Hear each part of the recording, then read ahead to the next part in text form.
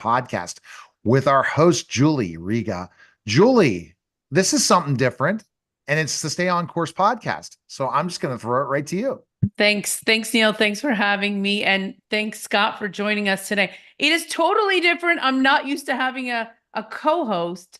However, in college, I used to have co-hosts on the radio. So happy to be here. Happy to speak to you both. But today, this is a special edition of the Stay on Course podcast. Today, we have Scott Smith, who's an expert in helping small to medium-sized businesses optimize their operations by leveraging offshore resources.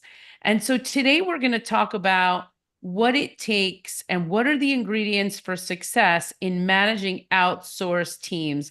Welcome, Scott, to the Stay on Course podcast. Happy to have you here. Julie, I'm happy to be here. Thank you. Neil, thanks for having me. You're welcome. Thank you. Thank you so much. And so, Scott, before I get started, I do ask my guests, what is your favorite food? Oh, my absolute favorite food? It's got to be biryani. Do you eat much Indian food? I don't even know what I do, but I don't know what that dish is. So biryani is it's a rice dish that's made with, cardamom and other spices. It's usually served, either as a meal unto itself or, even as a side dish. And it's served with like a raita, which is like a curd, a yogurt. Vegetable, chicken, lamb. I've never had a bad biryani. It is absolutely spectacular. It's my very favorite food in the whole wide world.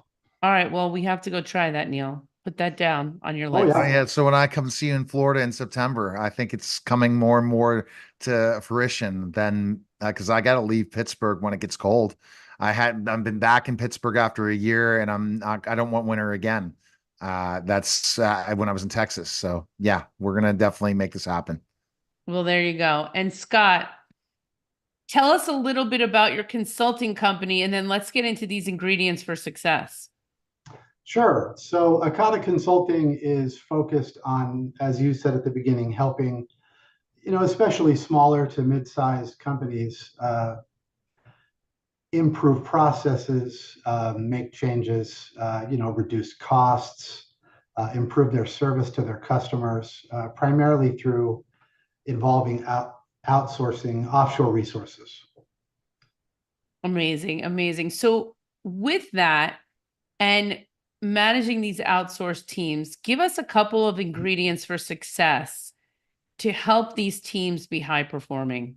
Sure. So let me just start by saying, I've been doing this for probably 25 years of my career, working with offshore teams. There are a handful of ingredients for success. One of the first things is hand holding, right? So when you work with the team that's offshore, both sides need to have their hands held.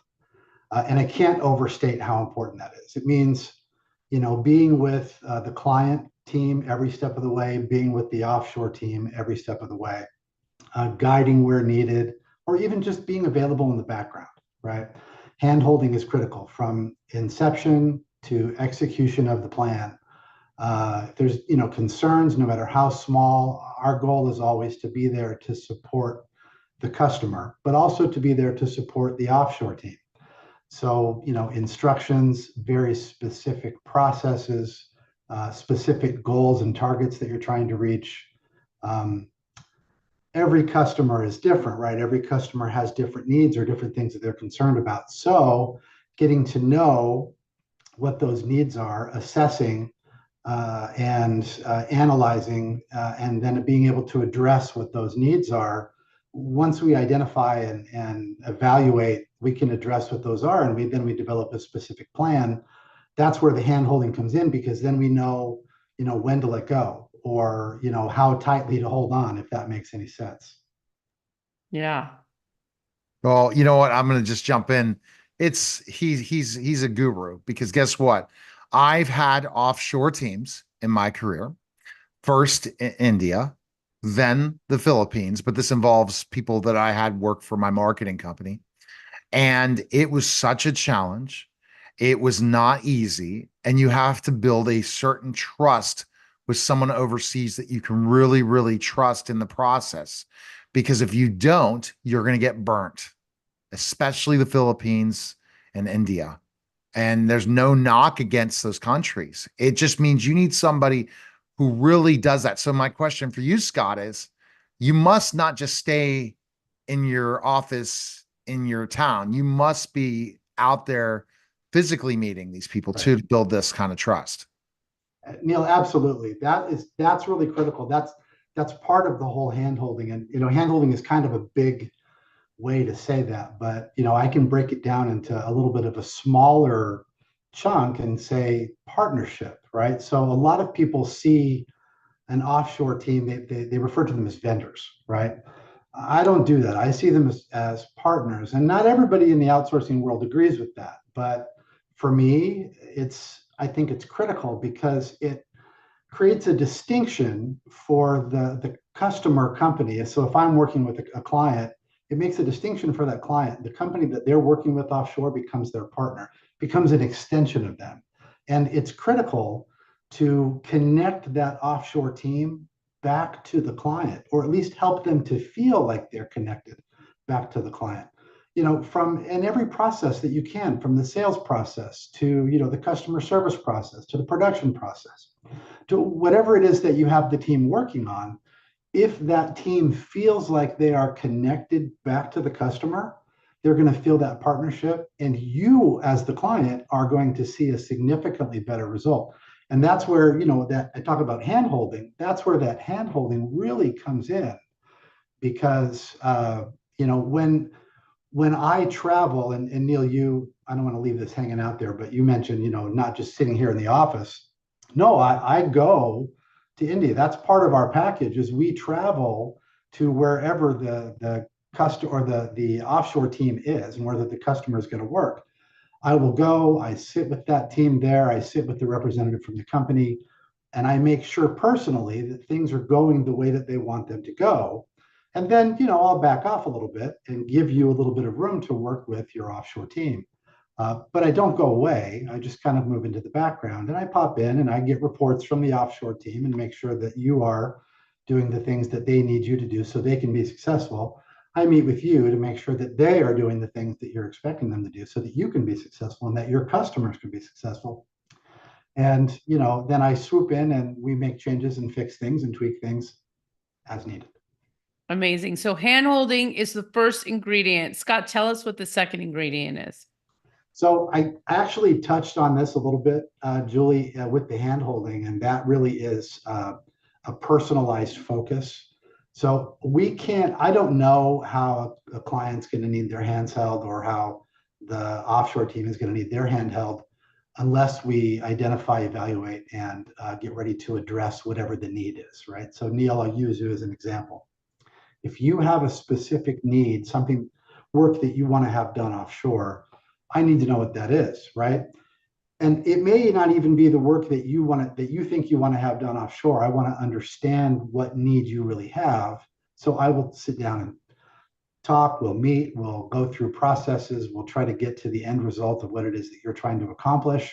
And once we understand what that end goal is, then we can look at trying to find the right partner offshore and making sure that they're properly set up to help you with the needs that you have. So that personalized focus, Julie, is the second thing that drives success, because we want to create solutions that the client really needs. It's not based on, I think it'll help them if they have this.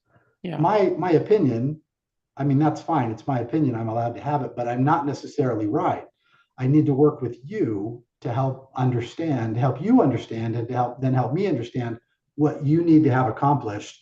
And then we can create that personalized focus and know what we have to move or to be ready to have whatever work we have to be ready to have done offshore. I didn't say that very well, but hopefully you understand what I mean. No, exactly. Go ahead, Neil. Personalized versus customized. Back to you, Julie, because that's really what it is. If you personalize an experience, it's customizing it.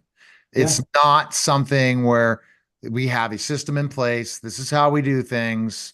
We don't deviate. We really don't want to understand who you are. And guess what? That's a recipe for not success. Back to you, Julie. Thanks. And I think one of the most important things here is the connection piece, the piece back from the client that you're working with to the team that is outsourced, because it's so important for the connection to be there so that the team that's outsourced really understands the person who's leading the team, and also what the bigger picture is. Like there's always a bigger picture, and people that are outsourced, they kind of miss that.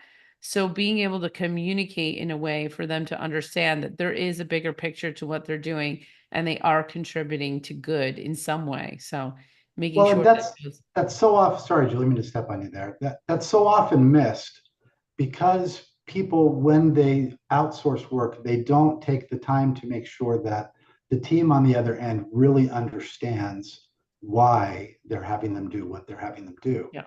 And, I mean, people have been talking about, get to the why or get to your own why.